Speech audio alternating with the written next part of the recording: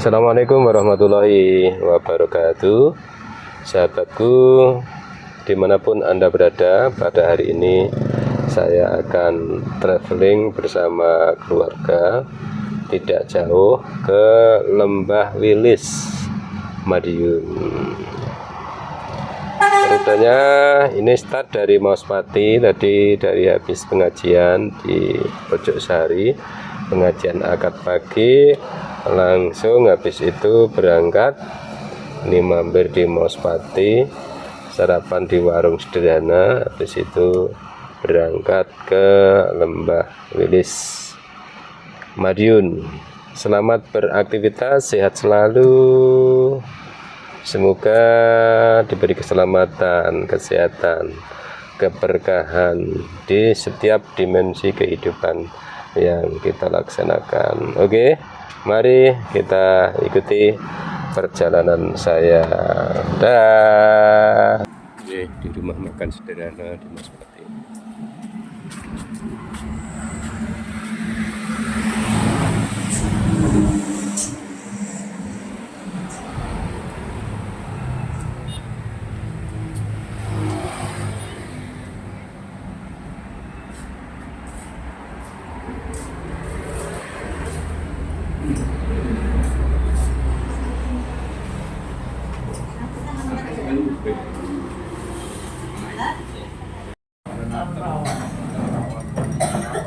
Dan sarapan seadanya untuk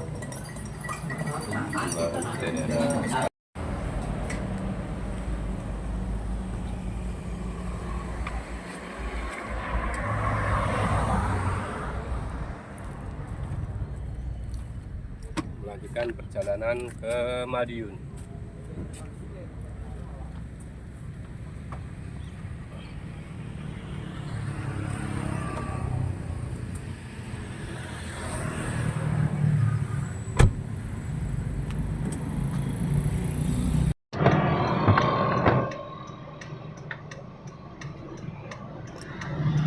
Drivernya ganti guys, ganti yang muda.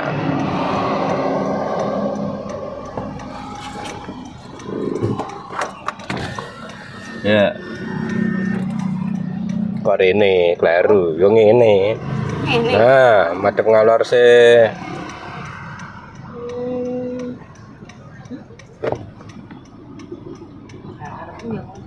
Loh, gak karepku Langsung ke piye? Maju sih, engko mundur ini. buntute kayak kulon rek. Nah, maju sedih. Up.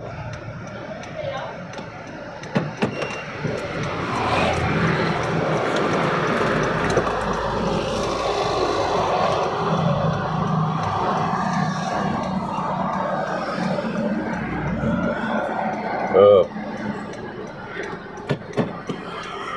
Lan gitu-gitu. Nanti lor.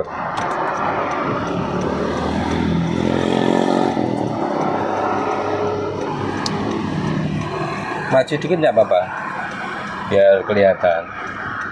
Nah, Kosong dah. kosong ya, bagus.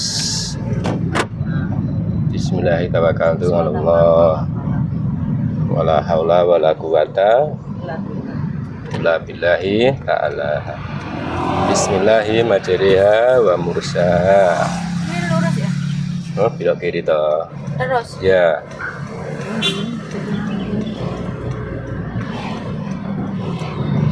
Berangkat dari Mauspati.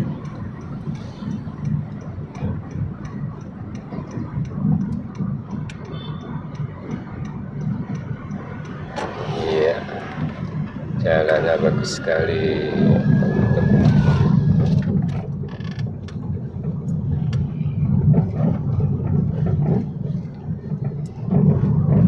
Kita pada hari ini traveling tadabbur alam ke Lembah Wilis, Madiun.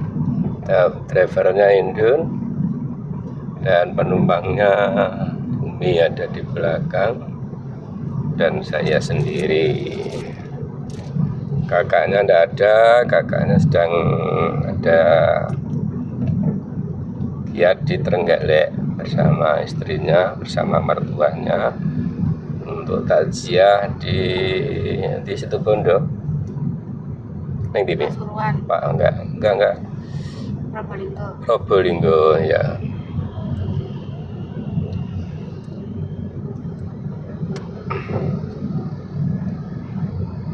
Ini jalan di Mauspati. Tulisan yang truk apa gue? Rakul huruf. Supir truk itu kreatif. Ini cak nom tulisannya api.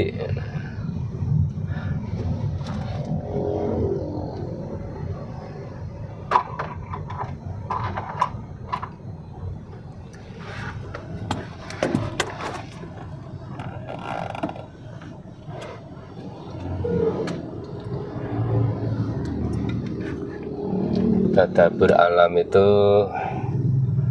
melihat keindahan alam dengan berpikir-pikir tentang keagungan ciptaan Allah. Dari apa yang kita lihat, dari apa yang kita dengarkan, dan dari apa yang kita jalani.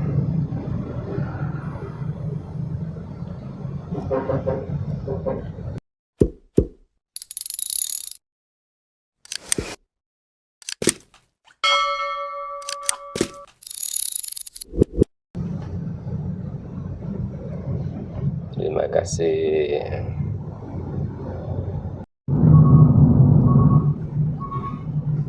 Perjalanan kita sampai ke Madiun, sampai di Madiun ya. Alhamdulillah cuaca hari ini terasa cerah, agak panas sedikit karena sudah berada di jam 8. Tadi kita sarapan nasi pecel di Mauspati. Walaupun murah meriah, tapi rasanya menurut saya kalau itu dijual di tempat yang bagus begitu, maka dibanderol 30.000 pun saya kira tidak mahal. Oke, jadi pesan besar yang bisa diambil dari kejadian-kejadian, misalnya ada bakul apa yang dulu pernah jaya terus sekarang menjadi bangkrut atau tutup misalnya ya, itu tidak terlepas dari pelayanan yang diberikan kepada customernya, para pelanggannya.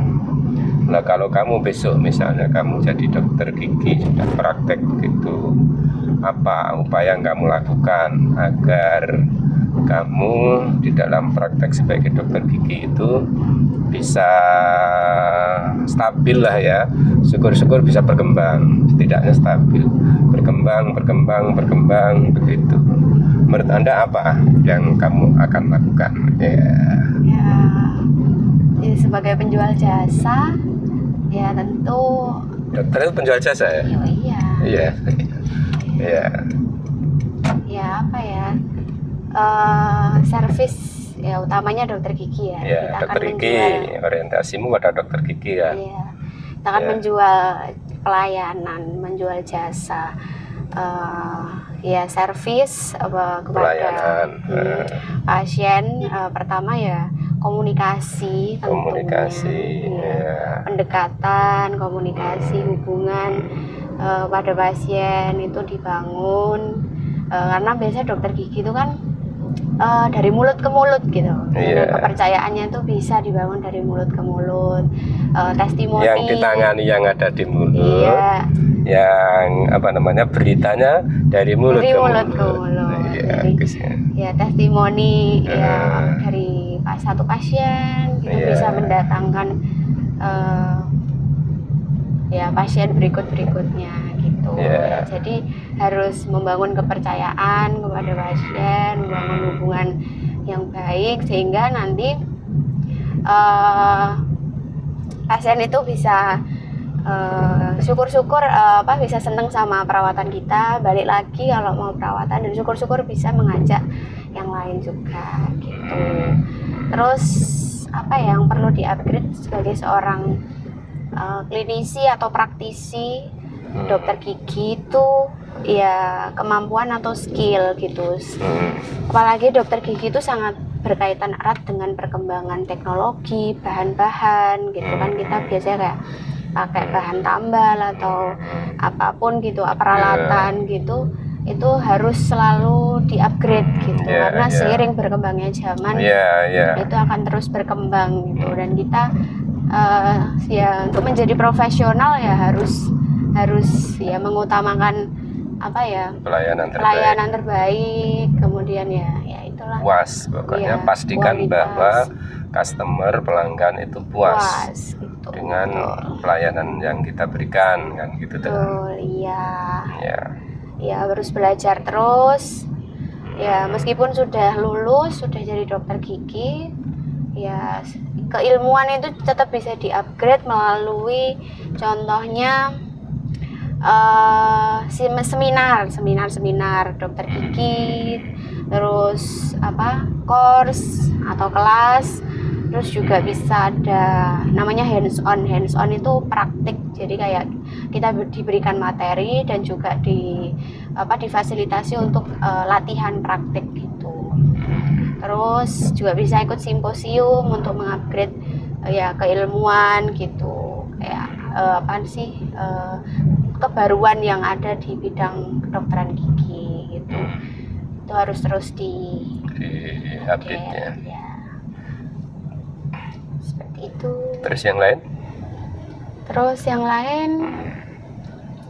Ya itu ya, fasilitasi sarana prasarana. Ya, bekerja sesuai SOP. Fasilitasi sarana prasarana, pastikan bahwa sarana prasarananya nyaman, terutama dokter gigi untuk anak-anak ya. Misalnya ditambahi dengan gambar-gambar lucu, gambar-gambar binatang yang lucu, dekorasi gitu ya, itu menarik anak-anak. Untuk sedikitnya setidaknya untuk sementara teralihkan perhatiannya dari rasa takut ya. Rasa takut tuh ke rasa penasaran dengan melihat gambar-gambar yang ada. Ya pendekatan ya. Ya sudah. Perawatan. Ya. Kemudian dari tadi ada komunikasi interpersonal ya. Iya. Belok kiri.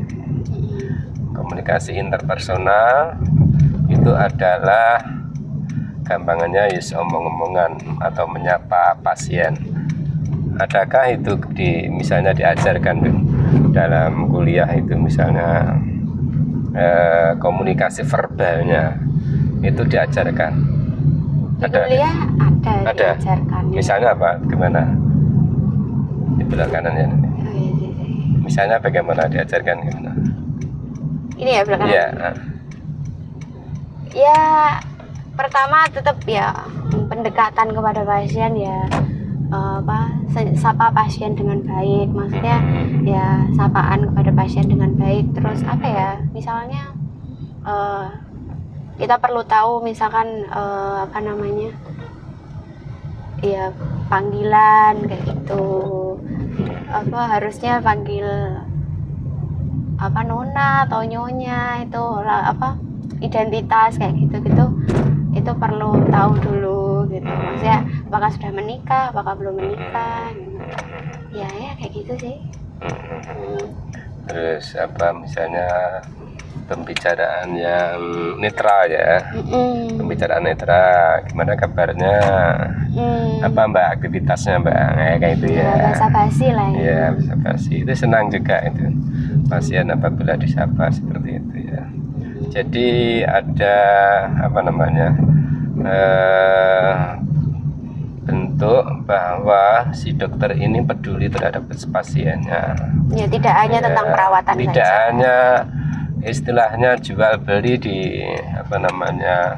dirawat kasih uang, tidak sekedar itu, tapi sampai kepada peduli terhadap misalnya kayak ya persahabatan, persaudaraan dan sebagainya gitu ya. Karena hubungan baik lah, ya menciptakan hubungan baik.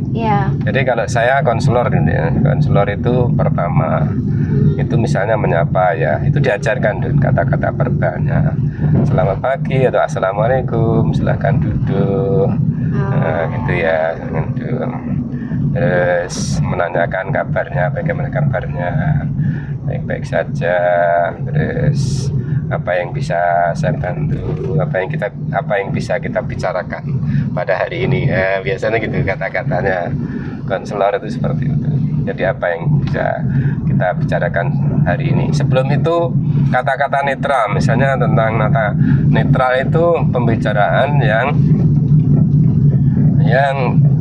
tidak akan tersinggung orang gitu loh, lurus ya.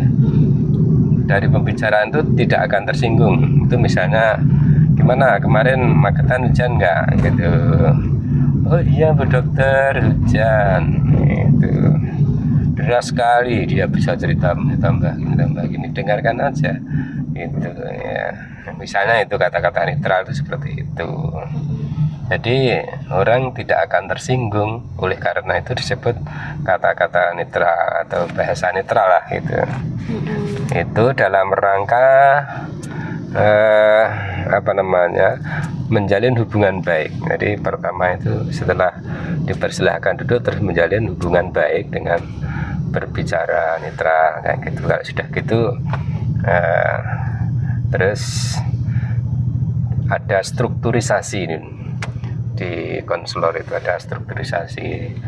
Jadi saya biasanya membantu klien itu batasan waktunya sekitar 30 menit.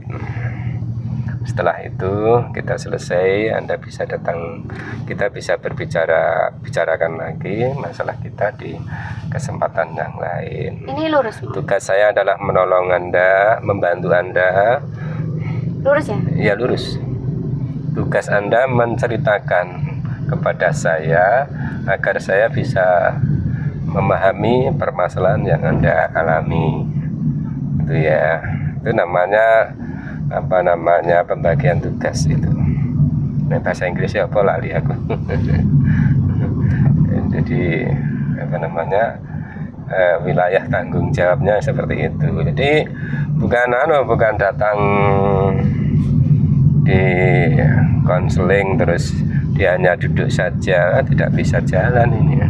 Harus dijelaskan tugas Anda menceritakan kepada saya agar saya bisa mengetahui, memahami perasaan Anda, permasalahan yang Anda hadapi.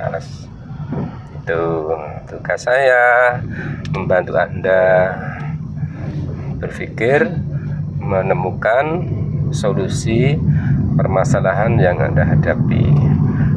Terus juga gini, keputusan yang kita ambil nanti adalah kita bicarakan bersama. Jadi bukan saya nasihati, bukan saya arahkan begini, tapi atas kesepakatan bersama. Seperti itu namanya strukturisasi. Ada dalam bahasa Inggrisnya structuring ini ya. Kalau dokter ada nggak itu? Ya ada. Ada. B. Kita dinamakan itu dengan anamnesis. Anamnesis. Anamnesis oh iya itu iya adalah... iya iya. Iya nengane ya jenenge ya anamnesis. Oh iya. Di konseling ya. Ya, anamnesis itu prosedur tanya jawab secara lisan kepada pasien. Itu ya kalau di dokter itu ya dimulai dari kita anamnesis itu dibagi jadi dua, subjektif dan objektif gitu. Kalau subjektif itu ya kayak identitas pasien, terus kayak ya itu digali lebih dulu gitu. Apalagi pasien datang pertama kali ya itu digali. Terus ya pertanyaannya tuh apa ya? Ya kalau bisa nggak hanya seputar perawatan aja, misalkan apa keluhannya, jangan langsung gitu. Ya dibangun dulu kepercayaan pasien itu, dibangun dulu dari basa-basi itu tadi ya, maksudnya pendekatannya itu dibangun dulu. Terus kalau pasien sudah percaya baru kita masuk ke keluhan yang dirasakan gitu. Baru baru kan pasien enak gitu ngomongnya Yeah. tuh lebih enak, lebih leluasa, lebih. Jadi kita kalau menggali keluhan itu kan bisa lebih mudah gitu. Nah itu ya biasanya itu. Nah itu ada urutannya juga dari pertanyaan tanya jawab itu ada urutan dari keluhan utama, terus keluhan lain, terus keluhan utama seperti apa, keluhan lain ada atau tidak, keluhan terus riwayat sebelumnya. Itu seharusnya pasien pertama kali datang itu selalu ditanyakan gitu. Terus ya kebiasaan yang dilakukan seperti merokok atau minum minuman alkohol kayak gitu. Anamnesis itu perlu digali secara komprehensif, secara lengkap, sehingga nanti sebagai dokter kita bisa menegakkan diagnosis yang tepat gitu. Karena saya suka dengan istilah menegakkan diagnosis.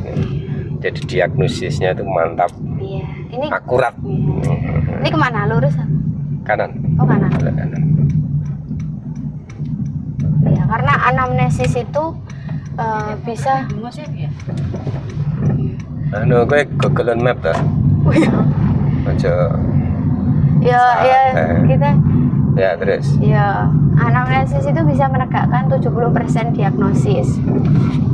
Sisanya itu nanti dibantu dengan pemeriksaan penunjang, pemeriksaan objektif, pemeriksaan penunjang, pemeriksaan klinis, pemeriksaan penunjang, baru bisa 100%. Jadi peran anamnesis itu penting sekali untuk menegakkan diagnosis. Ya.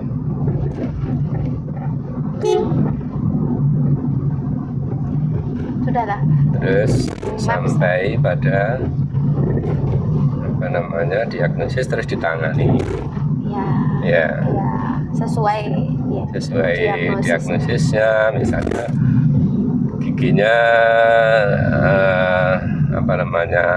patah ya. Giginya patah misalnya, terus patahnya itu di dalam, entah karena apa, sesuatu hal ya gitu. Terus akhirnya dicabut gitu ya. Terus kalau sudah selesai sudah selesai tindakan. Setelah selesai tindakan itu kalau kita ada yang namanya KIE dan DHE. Ini belok kiri ya. Ini belok kiri. Apa KIE itu komunikasi, informasi dan edukasi. Komunikasi, informasi dan edukasi. Iya, jadi setelah perawatan itu ya kita beri pesan kepada pasien kayak instruksi apa yang harus diperhatikan setelah perawatan gitu, itu harus disampaikan. Tapi sebelum perawatan sebenarnya juga kita harus melakukan persetujuan tindakan. Jadi nanti tindakannya seperti ini, terus efek sampingnya seperti ini, terus resikonya seperti ini, tata caranya seperti ini, kayak gitu-gitu. Kita harus sepakati dulu. Kalau pasien sepakat, oke, dilanjutkan tindakan, kita tindakan. Kalau pasien nggak sepakat ya kita bisa berikan alternatif lain, atau kalau memang tidak ada alternatif lain ya mungkin bisa ditunda dulu sampai pasien mungkin siap atau gimana itu. Nah itu saya pengalaman yang kurang menarik itu pada diri saya. Saya kan mau dicabut ya. Nah, jadi cabutnya itu 2. Jadi tidak diberikan informasi nanti dampaknya bagaimana, terus tindakan Anda selanjutnya sebaiknya gimana, itu tidak diberikan. Akhirnya kan yang bawah itu dicabut 2. Akhirnya yang atas, yang tepat di bawah yang dicabut tadi itu modot ke bawah. Nah, itu penting sekali. Kalau misalnya diberitahu dampaknya seperti itu, maka saya dalam waktu dekat itu akan menggantikan gigi saya yang dicabut tadi dengan walaupun gigi palsu atau apa, sehingga gigi saya yang atas itu tetap terselamatkan, tidak modot seperti itu. Itu pentingnya apa tadi, Kak? Persetujuan tindakan itu. namanya. Ya itu Ya. berikut dengan resiko Ya. dan Enggak sing KSE apa apa? KIE. KIE. Ya itu termasuk Komunikasi, KIE. informasi Dan edukasi. dan edukasi. Ya itu pentingnya. Nah itu maaf tidak semua dokter menyampaikan itu, sehingga contohnya yang saya alami kayak gitu ya. Itu jangan lupa untuk dilaksanakan walaupun kamu sudah menjadi dokter yang terkenal gitu ya. Jadi itu memang prosedur SOP yang harus yang harus dijalani lah ya, kayak gitu ya. Itu kadang-kadang kalau sudah dokter sudah terkenal kayak gitu itu kadang malah tidak memperhatikan seperti itu cabut ya. Apalagi pasiennya bertanya terus dokternya menjawab gini, jadi saya itu sakit apa dok?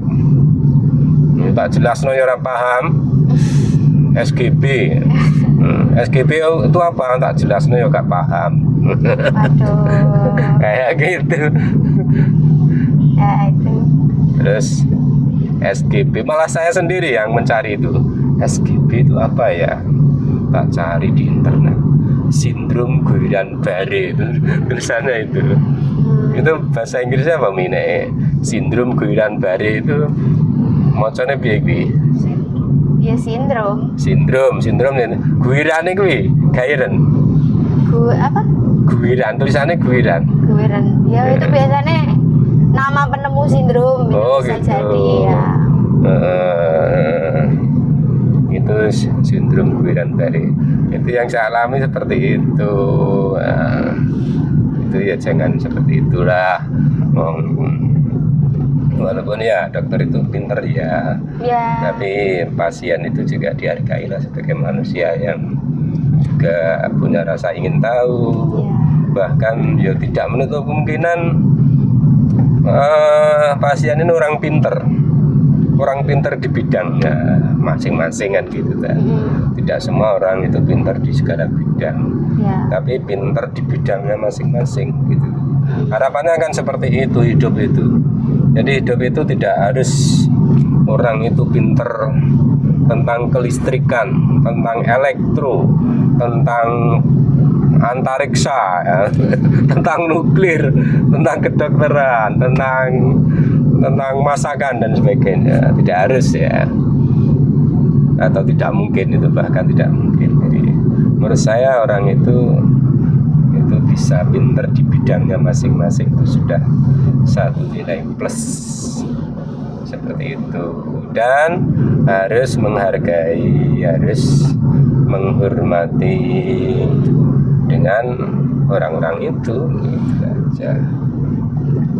Bagaimana menurut Anda? Ya betul ya. Ya sebagai dokter itu ya saya sendiri ya diajarkan untuk ya mengkomunikasikan itu ya, komunikasi kepada pasien itu ya dengan bahasa yang bisa dipahami pasien gitu. Ya itu harusnya, apalagi ya itu diagnosis itu kan ya penyakit apa yang diderita gitu kan. Itu pasien ya berat tahu dan kita harus menyampaikan gitu. Tapi dengan bahasa yang harusnya dapat dipahami pasien gitu. Pokoknya jangan pakai bahasa medis, sulit dipahami. Bahasanya bahasa medis pakai alat Latin ini, sindrom Guillain-Barré ya. Paham. Ya kayak gitu ya. Terima kasih Bu Dokter informasinya, dan itu nanti bisa dipraktekkan dalam dunia kerja untuk selamanya. Semoga menjadi dokter yang disukai oleh pasiennya, yang pasien ada pasien itu. Jadi begitu datang di tempat prakteknya dokter itu kayak sembuh ngono. Ngono kan ngono. Ya saya sendiri seperti itu. Ya. Nah itu karena apa? Sugesti sugesti. Jadi karena ya pelayanan, komunikasi, informasi yang dibangun selama ini itu bisa meyakinkan pasien, sehingga pasien itu seperti itu tersugesti. Jadi saya orang kalau sudah datang ke situ baru datang itu saya ayam mas saya pasti sembuh dan sebagainya. Dan itu menurut saya ya 50% dari dari keberhasilan seorang dokter gitu ya. Ya, pikiran ya penting banget. Iya. Itu kalau di kedokteran ya ada disinggung atau dijelaskan. Oh iya. Dibahas apa itu namanya? Ya apa ya, sugesti atau persepsi otak gitu itu ada kaitannya dengan kesehatan fisik ya. Itu banyak sekali keterkaitannya itu seperti penyakit lambung dengan pikiran itu banyak ya, itu dijelaskan secara medis itu memang bisa gitu. Ada hubungannya antara pencernaan dan pikiran itu memang ada ya. 50% ya tadi ya, 50% ya boleh dikatakan gitu ya. 50% sehat itu ya dari pikiran gitu maksudnya. Kita kalau insya Allah pikirannya positif itu bisa membangun kesembuhan gitu. Betul. Jadi itu kalau di dunia psikologis ya, itu ya pikiran itu bisa membangun kesehatan seperti itu. Seperti kalau kita itu pesimis misalnya ya, terus akhirnya bisa menyebabkan kecil hati, tidak ada rasa percaya diri dan sebagainya, akhirnya jatuh sakit beneran gitu. Tapi kalau optimis, saya pasti sembuh, saya akan berusaha, tidak ada sakit yang tidak ada obatnya. Kalau Tuhan kalau ini belum sampai pada garis takdir saya mati, pasti saya akan mendapatkan obat atau penanganan yang baik dan saya akan sembuh kayak gitu. Itu cara berpikir positif ya, namanya positive thinking gitu ya, jangan negative thinking. Ya, terima kasih Bu Dokter.